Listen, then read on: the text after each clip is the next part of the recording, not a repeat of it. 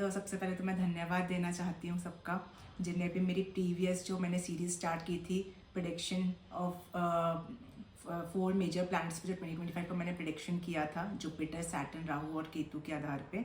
ठीक है, उसको आप सबने बहुत ही ज़्यादा लाइक किया, मेरे चैनल को सब्सक्राइब किया। मैं तहे दिल से इसके लिए शुक्रिया अदा करना चाहती हूँ। ठीक है, और जो लोग भी अभी न्यू है मेरे इस चैनल पे और अभी तक सब्सक्राइब नहीं किया है, मैं आपसे निवेदन करती हूँ कि अगर आपको वीडियो पसंद आते हैं तो प्लीज़ सब्सक्राइब करें और नोटिफिकेशन बेल को प्लीज़ प्रेस करना ना भूलें, क्योंकि अगर मैं कोई भी न्यू वीडियो अपलोड करूँगी तो आप लोग के पास नोटिफिकेशन आ जाएगा। ठीक है, चलिए अब स्टार्ट करते हैं। अब मैं ये जो न्यू सीरीज़ एक और जो अभी स्टार्ट कर रही हूँ, ठीक है, ये है शनि ग्रह का ट्रांजिट। ठीक है, जो शनि ग्रह एक्वेरियस, जिसको हम कुंभ राशि बोलते हैं, कुंभ राशि से मीन में जा रहे हैं, जिसको हम लोग पाइसेस भी बोलते हैं। ठीक है, तो सबसे पहले तो मैं थोड़ा सा इंट्रोडक्शन दूंगी। ठीक है, कि शनि ग्रह क्या है, कैसे क्या फल देते हैं, ठीक है, उससे कारक तत्वास क्या है। उसके बाद फिर मैं सारे 12 राशियों के लिए लेकर आऊँगी, 3-3 राशि करके मैं डिवाइड करूँगी। ठीक है, तो आप लोग इंट्रोडक्शन ज़रूर सुनेगा और फिर जो भी आप लोग की राशि है वो आप लोग देख सकते हैं। और जो लोग सीखना चाहते हैं उनको तो मैं रिकमेंड करूँगी आप लोग पूरा वीडियो देखो बिना स्किप किए। ठीक है, तभी आपको ये समझ में आएगा कि शनि कैसे कैसे राशियों में चेंज होकर कैसे कैसे उनका फल चेंज हो रहा है। ठीक है, मैं बहुत डिटेल में समझाऊंगी। ठीक है, होप आप लोगों को ये वीडियो मेरा पसंद आएगा। ठीक है, चलिए अब समझते हैं पहले कि शनि क्या होता है। शनि बोलते ही ना सबके मन में डर लग जाता है। ठीक है, क्योंकि साढ़े साती सबने सुनी होती है। ठीक है, ढैया सबने सुनी होती है, वर्ड सबने सुने रहते हैं। ठीक है, बट मीनिंग नहीं पता होता है। तो आप लोग ना कोई भी निष्कर्ष पर पहुंचने से पहले ना उसका मीनिंग समझिया करें, तब भी डिसाइड किया करें कि वो अच्छा है कि बुरा है। कि कोई भी चीज़ इस पृथ्वी पे ना पूरी बुरी होती है ना पूरी अच्छी होती है। ठीक है, हर किसी के पॉजिटिव एंड नेगेटिव पॉइंट्स होते हैं। पॉजिटिव पॉइंट्स है बहुत अच्छे से यूज़ करो, नेगेटिव पॉइंट्स है इंप्रूव करने की कोशिश करो, डरना क्यों है। ठीक है, और अच्छा, साढ़े साती और ढैया जिसकी ख़त्म हो रही है और जिनकी स्टार्ट हो रही है, जिनकी पीक पे जाएगी सेटिंग, उसके लिए मैं एक अलग से वीडियो बनाऊंगी, वो लोग आप लोग मेरा देख सकते हो। ठीक है, अब देखो सैटर्न जो है वो आप लोग को पता ही है, ऑलरेडी बच्चे भी पढ़ते हैं, साइंस के स्टूडेंट्स भी पढ़ते हैं कि शनि बहुत बड़ा प्लैनेट होता है। ठीक है, और जो सैटर्न है वो सूर्य से 6th होता है। ठीक है, ये भी आप लोग को पता है। अब ये जो शनि है क्योंकि वो बड़ा है, ठीक है, अब ऐसे मान के चलो कोई बहुत मोटा इंसान है, ठीक है, तो उसको आप बोलोगे दौड़ो, तो वो अगर दौड़ेगा भी तो ऐसा लगेगा वो धीरे धीरे चल रहा है। ठीक है, तो सेम सैटर्न के साथ में है। सैटर्न क्योंकि बहुत बड़ा प्लैनेट है तो वो जिस गति से चलता है ना तो वो धीरे धीरे ही मूव करता है। ठीक है, और पूरा उसको चक्कर लगाने में पूरे 2.5 साल लगते हैं। एक राशि में वो पूरा 2.5 साल रहता है। ठीक है, तो जैसे मान लो फर्स्ट हाउस है, फर्स्ट हाउस में 2.5 साल रहेगा, फिर दूसरे हाउस में 2.5 साल रहेगा, फिर तीसरे हाउस में 2.5 साल रहेगा। तो ऐसे जो सैटर्न है पूरा 2.5 साल एक राशि में रहता है। अब ये जो सैटर्न प्लैनेट होता है, मैंने बताया कि बहुत बड़ा है, बहुत धीरे है। इसको ना दूसरा तरीका भी है समझने का। जो लोग 80-90 के लोग होते हैं, ठीक है, 89 के जो आपके घर में देखा होगा बूढ़े लोग होंगे, आपकी दादा दादी नाना नानी 18, उन लोग को ऑब्जर्व करना कि वो लोग क्या कैसे काम कर रहे हैं, क्या करें, वो एग्जैक्टली आपका सैटर्न है। ठीक है, अब कैसे वो लोग ने इतने लाइफ का पूरा एक्सपीरियंस किया है, इतना एक्सपीरियंस करने के बाद में वो लोग आपको जैसे स्टोरी सुनाते होंगे, मेरे लाइफ में ये हुआ वो हुआ, अपने कर्मों के आधार पे कुछ अच्छी स्टोरीज रहती होंगी, कुछ बुरी स्टोरी। तो सेम सैटर्न देता है। सैटर्न बहुत ज़्यादा कार्मिक प्लैनेट होता है। आपके कैसे कैसे कर्म रहे हैं, अच्छे हैं कि बुरे हैं, उसके आधार पर आपको सैटर्न रिजल्ट देता है। ठीक है, क्योंकि सैटर्न को एस्ट्रोलॉजिकल की भाषा में न्यायाधीश भी बोला गया है, जस्टिस। ठीक है, और जस्टिस किस पे होता है, ठीक है, सच के राह पे जस्टिस होता है, और कोई गलत करता है तो फिर उसको पकड़ा जाता है, उसको जेल हो जाती है। सेम शनि का काम है। आपने एक गलती करी, 10 टाइम्स को वो इक्वलाइज करके आपको पनिशमेंट देगा। आपने अच्छे कर्म किए, 10 टाइम्स को इक्वलाइज करके वो आपको अच्छी चीज देगा। ठीक है, इसलिए सैटर्न जितना पैसा दे सकता है ना, उतना कोई प्लैनेट पैसा आपको नहीं दे सकता, या जितनी खुशियां सैटर्न दे सकता है उतना कोई नहीं दे सकता है। ठीक है, सैटर्न को हार्डवर्क का कारक भी बताया गया है, हार्डवर्क, मेहनत का।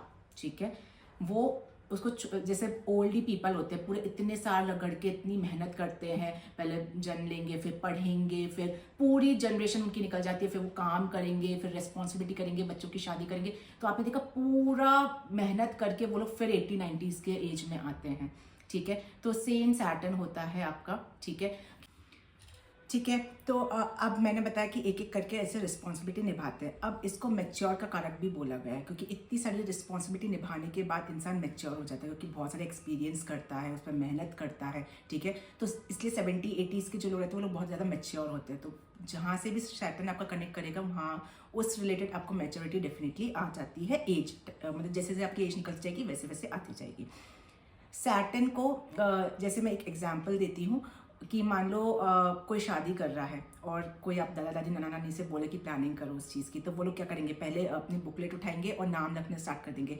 ठीक है, कि ये वो लोग कभी भी ऐसे मुंह से की हुई बातें नहीं करते हैं। ठीक है, हर चीज़ को वो नोट डाउन करेंगे पहले अपना। ठीक है, क्यों? क्योंकि सैटर्न को प्लानिंग और ऑर्गेनाइज्ड वे का कारक भी बोला गया है। हर चीज़ को वो डिसिप्लिन्ड वे में करता है। ठीक है, अब डिसिप्लिन कब होगा, जब हम उस चीज़ को बहुत प्रॉपर तरीके से करेंगे। ठीक है, तो वो सैटर्न को उसका भी कारक आपका बताया गया है, जो कि बहुत अच्छा होता है। ठीक है, तो इसलिए जो सैटर्न है वो जिम्मेदारियों का, हार्ड वर्क का, आपका डिसिप्लिन का, इन सब चीज़ का कारक भी होता है। अब इसको जो हार्डवर्क का कारक बताया गया है, तो ये लोग मेहनत करके ही यहाँ तक पहुँचते हैं। ठीक है, हर चीज़ आप देखो, बस आपको 70-80s लोगों को देखना है कि वो लोग कैसे करते हैं। अब माना उन लोग को बोला कि आप जैसे आप 70-80s के पीपलों के साथ चलोगे तो धीरे धीरे चलते हैं, वो लोग काम भी बहुत स्लो करते हैं, इसलिए स्लो कर रहे हैं, इसलिए वो प्लानिंग और ऑर्गेनाइज्ड वे में कर रहे हैं। ठीक है, इसलिए जो सैटर्न भी है ना, वो स्लो एंड स्टेडी का कारक होता है, एकदम धीरे धीरे आपको रिजल्ट देगा वो। ठीक है, आप इसको एक तरीके से और भी समझ सकते हो सैटर्न को, कि काल पुरुष कुंडली को जब भी आप ओपन करके देखोगे तो सैटर्न को 10th और 11th हाउस का कारक माना गया है। ठीक है, क्यों माना गया है? क्योंकि आप देखो पूरी कुंडली एक एक करके एक एक हमारी एज को डिस्क्राइब करता है, एक एक फेस को हमारा डिस्क्राइब करता है, और उसको एंड में जाके हमारा 12th हाउस का साइकिल हमारा कंप्लीट होता है, जो मोक्षा का रास्ता होता है। उस मोक्षा के रास्ते से जस्ट पहले हमने सैटर्न को प्लेसमेंट दी गई है। अब 10th हाउस क्या होता है? कर्मा का कारक होता है। तो मैंने आपको बताया जैसे कि ये कर्म के आधार पे चलता है। ठीक है, तो इसलिए इसको कर्मों का कारक माना गया है। 11th हाउस किस चीज़ का होता है? गेन्स का। हर वे से आपको गेन्स का हाउस 11th होता है। अब कैसे आपके कर्म रहे हैं, अच्छे हैं कि बुरे हैं, उसके आधार पे आपको जनरल गेन्स, मतलब पूरे प्रोस्पेक्ट में बच्चा हो रहा है तो गेंस, शादी हो रही है तो गेंस, पैसा आ रहा है तो गेंस, सब टाइम का गेंस आपके कर्मों के आधार पे आपको रिजल्ट देता है। ठीक है, तो इसलिए मैंने बताया जितना प्लैनेट सैटर्न दे सकता है, जितनी खुशियां सैटर्न दे सकता है, उतना कोई प्लैनेट नहीं दे सकता। इसलिए वो गेंस कर्मा किया, गेंस मिला, गेंस के बाद में ही आपको जब पूरी रिस्पॉन्सिबिलिटी आपने निभा ली, क्योंकि सारे टाइप के गेम्स मैंने बताया, तो गेंस होते होते होते होते हम 70-80s के एज पे पहुंचे।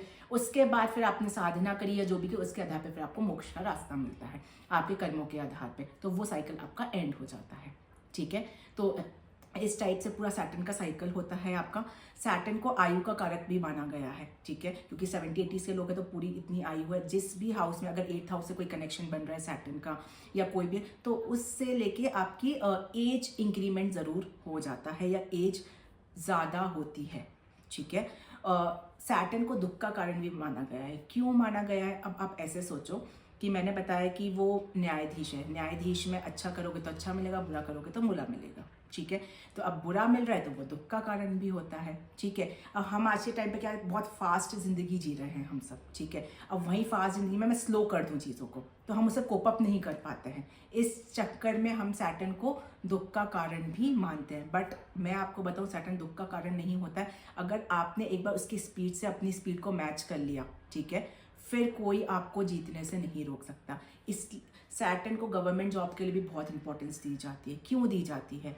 क्योंकि वो हायर अथॉरिटी देता है। आप मेहनत करके, गवर्नमेंट जॉब में ऐसे ही तो नहीं हो जाता, आप मेहनत करके वहाँ तक पहुँचते हो। ठीक है, आप खूब ज़्यादा पढ़ाई करोगे, मेहनत करोगे, फेल भी होगे, बढ़ोगे, तो वो सब जो रास्ता आप देखना, सैटर्न जैसे रास्ता चुनता है, वही वही रास्ते पे चल के हमको गवर्नमेंट जॉब भी मिलती है। ठीक है, तो ये चीज़ है। और मैंने आपको जैसे बताया कि सैटर्न रिस्पॉन्सिबिलिटी का बता दिया, मैच्योरिटी का बता दिया, मैंने एज का कारक बता दिया, दुख का है। ठीक है, ऑलमोस्ट मैंने आपको सब एक्सप्लेन कर दिया। अब एक चीज़ है, अभी जो सैटर्न ट्रांजिट का है वो कुंभ राशि में है, उससे निकल के वो मीन में जा रहा है 12th। काल पुरुष कुंडली में मीन जो है वो आपका 12th हाउस का कारक होता है। 12th हाउस किस चीज़ का होता है आपका? ठीक है, मैं इन जनरल बट समझा रही हूँ। ये 12th हाउस आपका मोक्षा का रास्ता होता है, सिंपल, इस एक सिंपल लैंग्वेज में समझो। अब न्यायाधीश, डिसिप्लिन का कारक आपका कहाँ चला गया? 12th हाउस में। ठीक है, उसको चैरिटी का घर भी बोला जाता है 12th हाउस को, क्योंकि मोक्षा का रास्ता है, चैरिटी का है, खर्चे का। अब क्योंकि वहां पे चला गया तो हर चीज पे आपको लिमिट करनी पड़ेगी। जिस भी मैं जब राशि का एक्सप्लेन करूंगी तो आपको और अच्छे समझ में आएगा। जहां पे भी वो आपकी राशि फॉल करती है उस हाउस से रिलेटेड बस आपको लिमिट लगा दी है। अब कैसे लिमिट लगानी है, ठीक है, खर्चे ज़्यादा करो तो लिमिट कर दो, ठीक है, चैरिटी खूब करो, ठीक है, पर चैरिटी भी सही जगह करनी है, गलत जगह नहीं करनी है। तो हर चीज़ पे एक क्रॉस चेक आपको लगाना है, ठीक है। अब न्यायाधीश है, ठीक है, जस्टिस का कारक है, रिस्पॉन्सिबिलिटी का कारक है, वो आपके चैरिटी में आ गया। तो ये बस मान के आपको चल रहा है कि अब दान पुण्य करोगे तो इस एनर्जी से आप बहुत बच के रह पाओगे, ठीक है। अब आपके राशि में जिस भी जगह फॉल होगा तो उस पर क्या कंडीशन है, कितनी दृष्टियां है, उसके आधार पे एक्चुअल प्रेडिक्शन होता है। लेकिन ये जो मैं आपको समझाई हूँ एक जनरल प्रेडिक्शन है।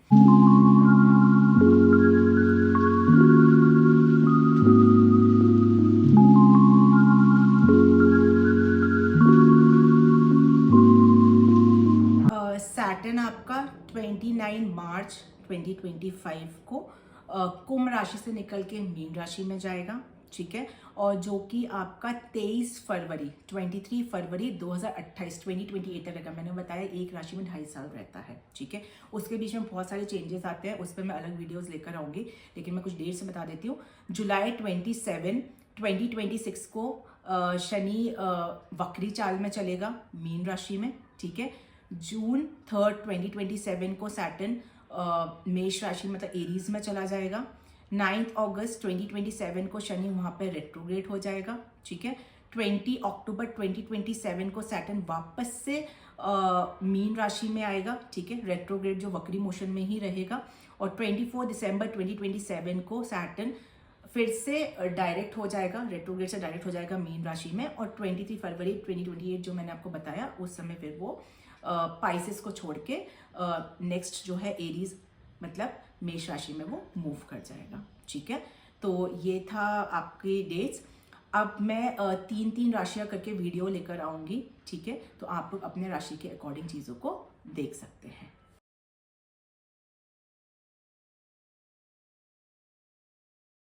अब मैं ये एकदम लास्ट राशि है, ठीक है, अंतिम राशि। आप लोग ने बहुत वेट कर लिया, ठीक है। फाइनली मैं पाइसेस लगन वालों के लिए लाई हूँ, जो कि मीन राशि भी बोलते हैं। और सबसे इम्पॉर्टेंट है कि सैटर्न आपके ही साइन में फर्स्ट हाउस में ट्रांजिट कर रहा है, पाइसेस में ही मूव कर रहा है, ठीक है। तो आप लोग के लिए तो ये वाला जो ट्रांजिट है बहुत ज़्यादा इम्पॉर्टेंट है समझने के लिए। पाइसेस वाला फर्स्ट हाउस में आप लोग का ट्रांजिट कर रहा है, पाइसेस में ही कर रहा है, ठीक है। और आपके चार्ट में 11th हाउस और 12th हाउस का लॉर्ड है, ठीक है। अब इस प्लैनेटरी पोजीशन पे क्या आपके ऊपर इम्पैक्ट रहेगा वो हम देखते हैं। सैटर्न इन फर्स्ट हाउस सबसे इंपॉर्टेंट क्या है, जब भी सैटर्न फर्स्ट हाउस में ट्रांजिट कर रहा है, फर्स्ट हाउस क्या है, हम सेल्फ, हमारा माइंड। फर्स्ट हाउस हमेशा याद करना कि लोग आपको कैसे जज करते हैं, आप कैसे एक्ट करते हो, आपका बिहेवियर क्या है उसमें, ठीक है, आपका माइंड कैसे एक्ट कर रहा है, माइंड रिलेटेड प्रॉब्लम। तो ये सब चीजें जो है वो फर्स्ट हाउस से हम देखते हैं। अब सैटर्न जब भी फर्स्ट हाउस में आकर सबसे पहले ओवर थिंकिंग बहुत ओवर पावर करेगी आपको। सैटर्न के साथ ओवर थिंकिंग हमेशा कनेक्टेड रहती है। और जिसकी राशि है, वैसे तो 7.5 भी चलेगी, 7.5 का अलग वीडियो बनाऊंगी, बट उन पे सबसे ज्यादा डिप्रेशन या एंजाइटी जैसी कंडीशंस बन सकती है। तो आप लोग को थोड़ा सा मेडिटेशन करके केयरफुल रहना है। लेजी नहीं होना है, क्योंकि हार्ड वर्क इस करना ही पड़ेगा, क्योंकि रिस्पॉन्सिबिलिटीज बढ़ेंगी। हर एक प्रोस्पेक्ट से रिस्पॉन्सिबिलिटी, चाहे वो करियर प्रोस्पेक्ट बोलो, फाइनेंसिस प्रोस्पेक्ट बोलो, फैमिली में बोलो, किसी ना किसी वे से आपके ऊपर रिस्पॉन्सिबिलिटी बढ़ेगी। क्योंकि 11th हाउस का लॉर्ड होके फर्स्ट हाउस में बैठा है, हर टाइप्स का गेन्स देखो, जो रिस्पॉन्सिबिलिटी बढ़ेगी वो गेन्स भी देगा आपको, ठीक है, बट हार्ड वर्क आपको करना ही पड़ेगा, ऐसा मान के चलो। कुछ प्रोस्पेक्ट में अच्छा होता है ये ट्रांजिट, कुछ प्रोस्पेक्ट में, क्योंकि 11th हाउस के अकॉर्डिंग अच्छा है, 12th हाउस के अकॉर्डिंग थोड़ा सा प्रॉब्लम क्रिएट करता है। अब 12th हाउस का लॉर्ड होके फर्स्ट हाउस में बैठा है, जो लोग फॉरेन ट्रैवल करना चाहते हैं या फॉरेन से कोई गेन्स चाहते हैं तो उनके लिए ये वाला जो ट्रांजिट है बहुत अच्छा है। बट 12th हाउस आपका एक्सपेंसेस का भी होता है, तो कोई भी इन्वेस्टमेंट कर रहे हो, कोई रिस्की इन्वेस्टमेंट बिल्कुल मत करना। कोई न्यू बिजनेस ऐसे ही खोलना है बस करके खोल दिया, वो मत करना। कोई भी इन्वेस्टमेंट कर रहे हो देख के करना, नहीं तो वही फाइनेंशियल लॉसेस हो जाएगा आपका। बहुत ये 100% श्योरिटी है कि अगर आपने 1% भी नहीं सोचा इन्वेस्ट करने से पहले तो वो आपका लॉस में चला जाएगा इससे, ठीक है। तो ये वाला बहुत ज्यादा इंपॉर्टेंट पॉइंट है, इसको आप लोग को मार्क करके अपने मोबाइल पे रख लो कि मेरे को इन्वेस्टमेंट करने से पहले 100 बार सोचना, कोई भी रिस्की इन्वेस्टमेंट नहीं करना है। 12th हाउस आपका हेल्थ इश्यूज का भी होता है, तो और ऑलरेडी सेकंड फर्स्ट हाउस में आ रहा है। मैंने बताया माइंड पे जब भी हम ओवर थिंकिंग या स्ट्रेस है तो हमारे बॉडी पे इम्पैक्ट आता ही आता है, तो थोड़ा सा हेल्थ रिलेटेड भी आपको केयरफुल रहना है। और जिनको ऑलरेडी पहले से कोई क्रोनिक इलनेस या कोई दिक्कत चल रही है तो उनको तो स्पेशली एक रेगुलर चेकअप का आप लोग को करवाते ही रहना है। अब 11th हाउस का लॉर्ड होके फर्स्ट हाउस में है, गेन्स मैंने बताया अच्छा है, लेकिन वो ट्रैवल भी देगा, और वो जो ट्रैवल देगा वो ट्रैवल आप लोग के लिए फ्रूटफुल रहेगा, क्योंकि 12th हाउस का भी लॉर्ड है।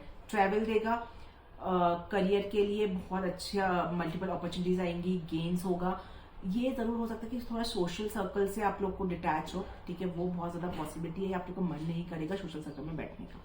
अब सैटर्न की 3 दृष्टियां होती है, 3rd दृष्टि 3rd हाउस में पड़ रही है, 7th दृष्टि 7th हाउस में पड़ रही है, 10th दृष्टि 10th हाउस में पड़ रही है। जो सैटर्न की 3rd दृष्टि 3rd हाउस में पड़ रही है वो तो अच्छा है, मैंने ऑलरेडी बताया हार्ड वर्क आप लोग को करना पड़ेगा, हार्ड वर्क करोगे तो वो आपको गेन्स भी देगा, तो उसमें कहीं कोई दिक्कत नहीं है। 7th हाउस पे जो दृष्टि पड़ रही है, थोड़ा सा स्पाउस की हेल्थ को लेके प्रॉब्लम हो सकती है, या फिर स्पाउस से थोड़ा सा टकरार या फिर थोड़ी फाइट भी हो सकती है, और ये भी पॉसिबिलिटी है कि उस फाइट का सोल्यूशन निकालने के लिए आप अपने हस्बैंड से थोड़ा सा अपने आप को डिस्टेंस कर सकते हो, या थोड़ा सा कम्युनिकेशन कम कर सकते हो, ठीक है। तो मैं बोलूंगी अगर आपकी लड़ाई झगड़ा ना हो, इसके लिए थोड़ा सा एक्सपेक्टेशंस कम रखो इस सैटर्न ट्रांजिट में अपने हस्बैंड से, और उतना ही कम्युनिकेट करो जितना नेसेसिटी है, ठीक है। ज्यादा करोगे तो फिर वही है कि दिक्कत का प्रॉब्लम का आएगा। जो लोग बिजनेस पार्टनरशिप में भी है उन लोग को भी थोड़ा सा ध्यान देना है कि बिजनेस पार्टनरशिप में भी थोड़ा सा डिस्टेंस बना के चलो, और जो भी चीज है वो टाइम टू टाइम क्लियर करके चलो। कोई भी बिजनेस में रिस्की इन्वेस्टमेंट नहीं करना है, क्योंकि 7 दृष्टि से बिजनेस हाउस को एक्टिव कर रहा है, बट 12th हाउस का भी लॉर्ड है, तो अगर कोई रिस्की इन्वेस्टमेंट अपने बिजनेस में किया तो वो फाइनेंशियल लॉस भी दे सकता है। स्पाउस की हेल्थ का भी रिचेक आपको करवाना है, क्योंकि खर्चे हो रहे हैं, हॉस्पिटलाइजेशन पे खर्चे भी दिखाता है 12th हाउस, तो कहीं स्पाउस के ऊपर ही खर्चा ना हो जाए, तो ये भी थोड़ा सा आप लोग रेगुलर हेल्थ चेकअप करवाते रहिएगा। अपने स्पाउस का भी, अपना तो करवाना ही है, स्पाउस का भी मैंडेटरी है। 10th हाउस पे जो दृष्टि है, करियर अपॉर्चुनिटीज आएंगी, गवर्नमेंट जॉब वालों के लिए बहुत अच्छा है, लेकिन हार्ड वर्क पे रिलाई करना है, लक पे नहीं भरोसा करना है।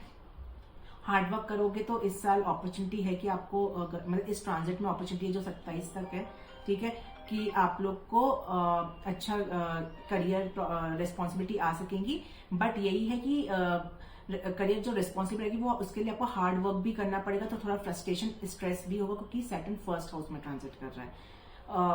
पर वो जो करियर अपॉर्चुनिटी आएगी उसके लिए हो सकता है कि फॉरेन से आए, वो बहुत ज्यादा चांसेस हो, कि 12th हाउस का लॉर्ड है, और वो जो फॉरेन लैंड से अपॉर्चुनिटी आएगी करियर की, वो आपको गेन्स तो देगी ही देगी, ये तो मान के चलो। जो लोग शादी करना चाहते हैं थोड़ा सा आपको देख के करना पड़ेगा, ठीक है। अगर देख के करोगे तो 11th हाउस का गेन्स आपको प्रॉपर तरीके से मिलेगा, नहीं तो फिर वो 7th हाउस में जो सैटर्न की दृष्टि है वो कहीं ना कहीं आप लोग को आगे जाके शादी में प्रॉब्लम में डाल सकती है, ठीक है। तो पाइसेस वालों के लिए थोड़ा मिक्स ट्रांजिट है, लेकिन मैं बोलूंगी कि ज्यादातर तो पॉजिटिव जो है वो तो है, बट केयरफुल ज्यादा रहना, क्योंकि सैटर्न 1st हाउस में ट्रांजिट कर रहा है।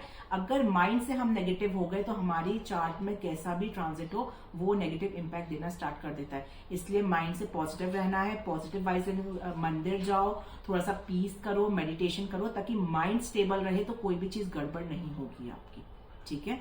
तो ये ओवरऑल था पाइसेस ट्रांजिट। मैं कंक्लूड कर देती हूँ, फॉरेन ट्रैवल के लिए बहुत अच्छा है, फॉरेन से करियर अपॉर्चुनिटीज के लिए बहुत अच्छा है, फॉरेन मूव करने के लिए बहुत अच्छा है, गेन्स प्रॉस्पेक्ट से बहुत अच्छा है, थोड़ा सा मतलब जो बड़े सिबलिंग्स हैं, ठीक है, उनसे भी गेन्स आपको मिल सकता है, यंगर सिबलिंग से थोड़ा सा केयरफुल रहना है, खुद की हेल्थ का और स्पाउस की हेल्थ का सबसे ज्यादा ख्याल रखना है। हस्बैंड वाइफ हस्बैंड मतलब वाइस एंड वर्सा दोनों को एक दूसरे से रिलेशन काफी मेंटेन करना है, उसकी हेल्थ का केयरफुल रहना है, और कोई भी रिस्की इन्वेस्टमेंट नहीं करना है, नहीं तो फिर वो फाइनेंशियल लॉस में आपका रहेगा। ये एक था ओवरऑल ट्रांजिट पाइसेस का 2020। अब मेरा ये जो पाइसेस का सीरीज है ये यहाँ पे ही एंड होती है। अब मैं नेक्स्ट सीरीज पे आऊंगी।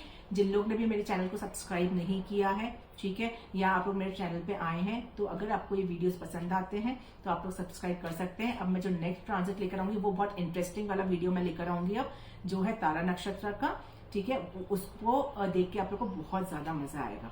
ठीक है, ओके, थैंक यू।